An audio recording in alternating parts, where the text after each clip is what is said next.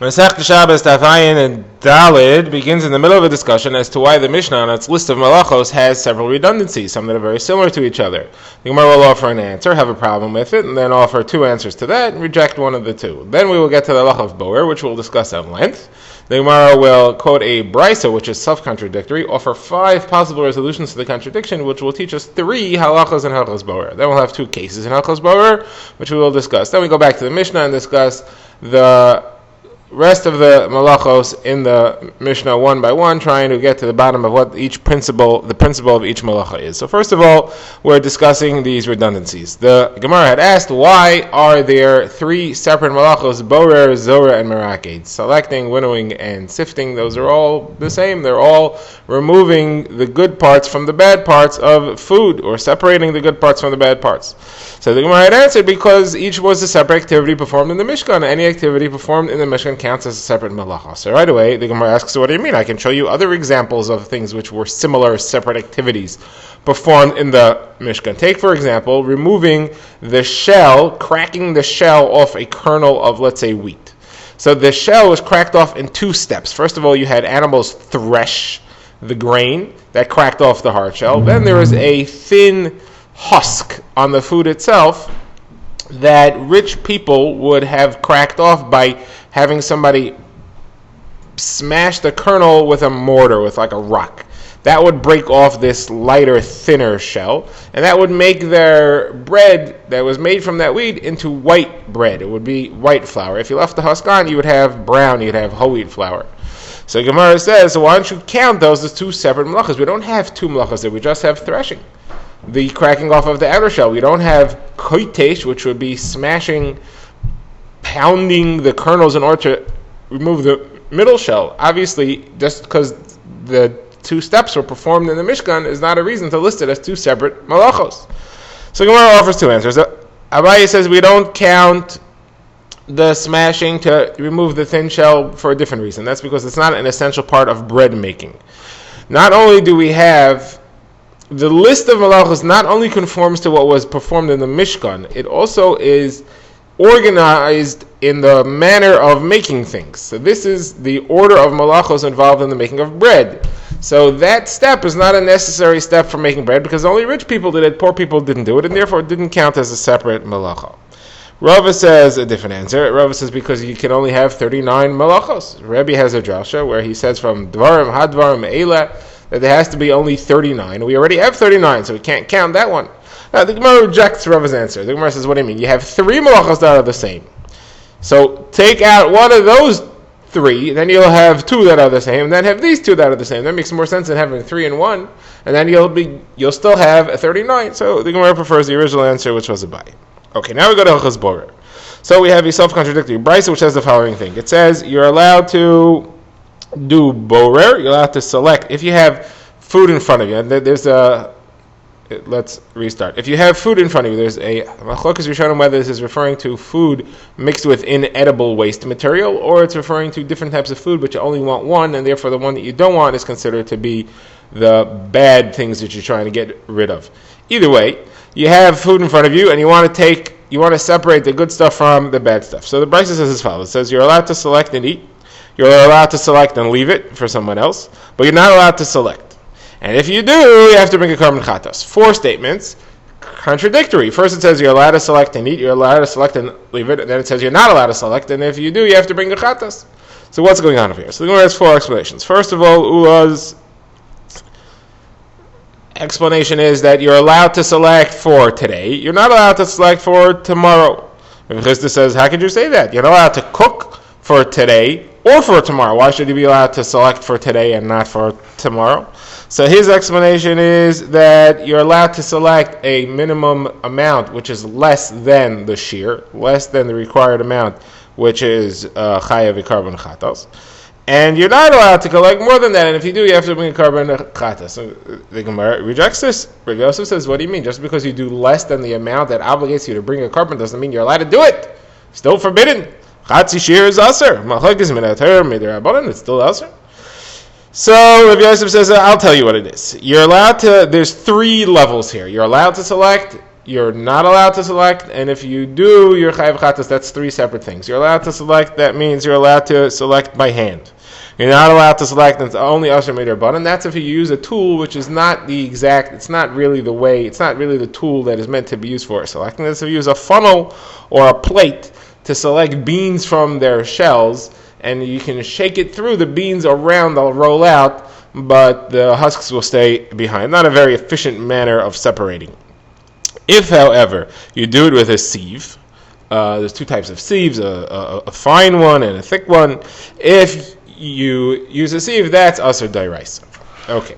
Now the Gemara says, we're going to reject this one also. Rav Hamnuna says that doesn't work either, because the Mishnah doesn't say anything about what type of tool you're using. The Brisa doesn't say anything about what type of tool you're using. How could that be the difference between what it means to say? It skips out the whole thing. So Rav Hamnuna says, no, here's what you're allowed to do. You're allowed to take the good from the bad, the part you want, and leave the bad part behind. You're not allowed to take out the bad, throw it away, and be left with just the good.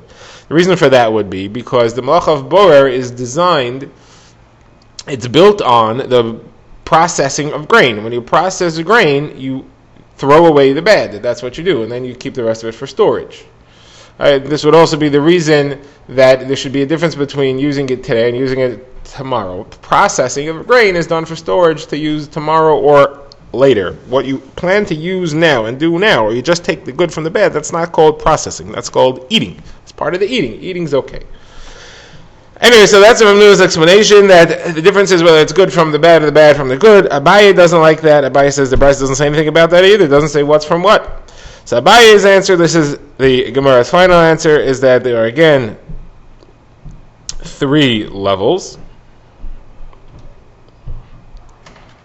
with only two halachos, though. If you select for use right now, for yourself or for others, that's okay. If you select for use for tomorrow, that's asur d'oraisa. If you select for later in the day, that counts as tomorrow, and that's also asur. That is just as asur as tomorrow itself. The Gemara now says this entire discussion was said over in front of Rava, and Rava said he likes Abaye's pshat. He called him Nachmani because that was his name. Abaye was a nickname.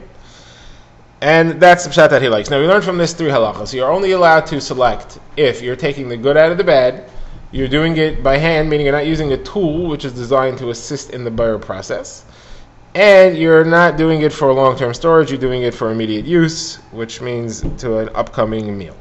And now the Gemara brings three more cases of borer. First of all, the Gemara says if somebody had two types of food in front of you and you took one of them and you ate, or you left for other people to eat. So the machlokes Rav Ashi and Rav Yirmiyah b'difti. Rav Ashi says it's asur d'arbanan. Rav Yirmiyah b'difti says it's asur d'oraisa. The Gemara says, hold on a second. Rav Ashi says asur d'arbanan. Where in the world did he get asur d'arbanan for?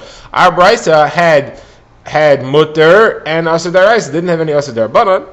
Gemara said, yeah, we did. This is going on the three types of tools that you had. There was a type of tool which is only asur d'arbanan. If you do it by hand, it's mutter. If you do it with a funnel or a plate, it's asur d'arbanan, and that's what Rav Ashi is referring to. If you do it with a sieve, a professional classic tool, then it's asur d'oraisa. Okay, next case.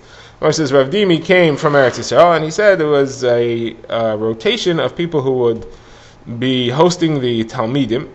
And when it was Rav Bivi's turn, so he served them fruits. He took a basket of fruit and he poured it out before them. And the fruits were mixed with leaves, and everybody took their own fruit and ate. So apparently he didn't want to just serve the fruits. So he said, I don't know what the reason is. I don't know if it's because it was a halacha of borer here. He didn't want to take the fruits out from among the inedible things because he held that was asur, which is not like what we've learned so far. Or if it had nothing to do with that, if the reason that he did that is because he wanted to serve generously, so he just wanted to pour out all the fruits and everything in front of everybody. Okay. Now the Gemara has another case. The Gemara says that there's a type of bean called tormisin. You have to cook it 7 times in order to make it edible. That's most of them. Some of them you can cook 2 or 3 times, but you have to cook them a lot. So Chizki says somebody who takes the beans out of the waste in the that's left in the pot after cooking, so he's violating an isur d'oraisa of selecting. Versus, how could that be? It's taking the good out of the bad. What's the problem? So Gemara says no. Since these beans require so much cooking, it is an isur d'oraisa. Rashi explains, according to his second explanation, that the reason is as follows: some of the beans are cooked right away. Those you're leaving in the pot. You're taking beans out that need more cooking to recook further. Those beans are not edible now. you're really taking bad from the good. Why are you taking the good from the bad? You're taking the bad from the good at the same time, because you're taking beans out, but those beans need to be re-cooking and they're not edible right now. So that's really also bad from the good, even though you are taking them out because you want to use them, and therefore that's why that is forbidden.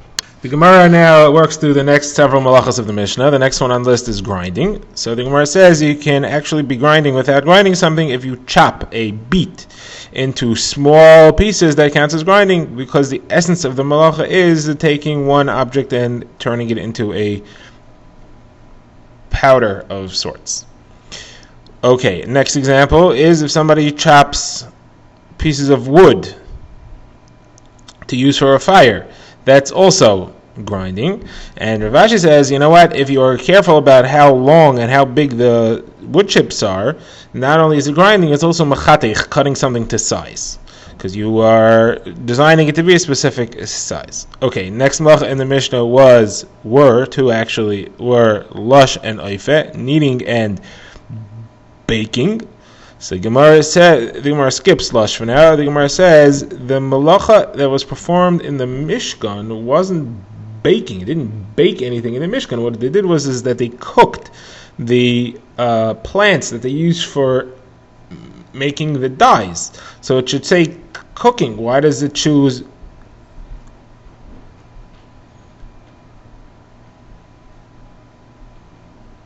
the baking? So Gemara says, because our list was a list of things that are used to make bread, and therefore we choose bread-making things, and you make bread at the end with the baking, not cooking, but they are both included. The idea is that you're improving something's quality through heat. Now the Gemara says a few examples of this, that it doesn't only apply to food. The Gemara says if you throw a piece of wood into a fire, into an oven to harden it, that is a malacha of cooking. The Gemara says obviously. The Gemara says no, because it has to soften first in order for it to be the malacha of cooking, and it'll soften. This wooden thing softens before it hardens. Next malacha is somebody who heats up tar and makes it liquid. That's also malacha of cooking. The Gemara again says that that's obvious. The Gemara says no, because you may think that it shouldn't count as cooking because the effect that you created of liquefying the tar is temporary. It'll reharden as soon as it's off the fire. So the chiddush therefore is that even though it's only a short effect and it reverses itself, it still counts as cooking. And now the Gemara has a few examples of somebody who made something and can actually rack up a lot of different malachas at once. Somebody who makes a barrel out of earth he violates 7 isurei deraisa. He grinds the earth, he sorts it, he sifts it, he kneads it with water, he smooths out the mud, he lights a fire in the oven, and he bakes the barrel. Now the Gemara says that if it's actually an oven that he's making, ovens were made out of clay in a very similar way, with one additional malacha at the end, and that is that he has to put an extra layer of mud around the outside to keep the heat in, and that's makah b'patish. Okay, another case of multiple is if somebody makes a basket out of reeds. So he has to weave the reeds together, and all the basic steps of weaving are involved. So you have 11 malachos over here. There's cutting the weeds, there's planting if you need it, there's gathering the reeds together, ma'amer, choosing the good ones, vayra, smoothing them out, grinding them, cutting them. Grinding them means you slice them thinly. Then there's all the weaving. There's setting up the weaves, locking them in place, and weaving it, and then actually cutting off the reeds that stick out over the edge of the basket, which is makah b'patish. So you have 11 malachos there. Now, we go to the next thing in the Mishnah, which is shearing wool, bleaching wool, and spinning. So the Gemara says if somebody actually spins wool while it's still growing from the animal, he still has 3 isurei deraisa: shearing, combing, and spinning. All those, if you spin the thread while it's on the animal, then afterwards you cut off the threads, you still have all those malachos. The Gemara says, if Kana says no, you're not violating any of them as far as isurei deraisa, because doing it while it's still attached to the animal is not a normal way of doing things. The Gemara says, is that so? But when they made the Mishkan, they actually spun and made the things while they were still on the back of the animal. It says, they spun the goats, which means that the women who were involved in the production of this cloth did all the work while it was still attached, and afterwards they sheared it from the animal. The reason was to keep the shine and the health of the thread. So Gemara says that they had a special skill that is rare and unknown, and therefore for them they were able to do it, but for most people it would be considered an abnormal way of doing things. Now another example of shearing is if you pull a feather off a bird. And there are a couple of different malachos you could do here. If you clip the end of the feather so that you could use the soft ends to stuff things, so that would be mechatech.